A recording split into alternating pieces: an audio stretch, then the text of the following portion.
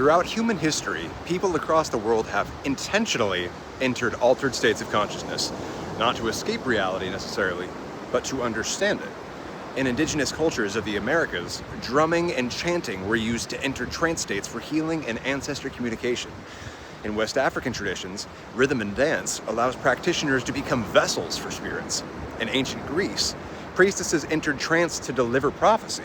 And in Northern European folk magic, breathwork, repetitive motion, and chanting were all used to access what we called the spirit world. Psychologically, these altered states happen when the brain shifts away from analytical thinking and into a more intuitive mode. The prefrontal cortex, the part of the brain that's responsible for logic and self-monitoring, quietly takes a step back. And meanwhile, imagination, emotion, memory, and symbolism step forward.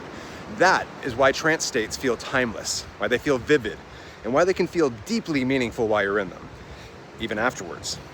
In this state, people become far more receptive to symbols, visions, and inner narratives, which cultures interpreted as spirits, ancestors, or divine messages. Modern psychology would say the subconscious mind was speaking. Folklore says the veil is thinning. Ancestor veneration especially relies on altered states because the memory, emotion, and identity are all deeply intertwined. When the mind enters trance, it becomes easier to access inherited stories, cultural memories, and emotional resonance that's tied to lineage.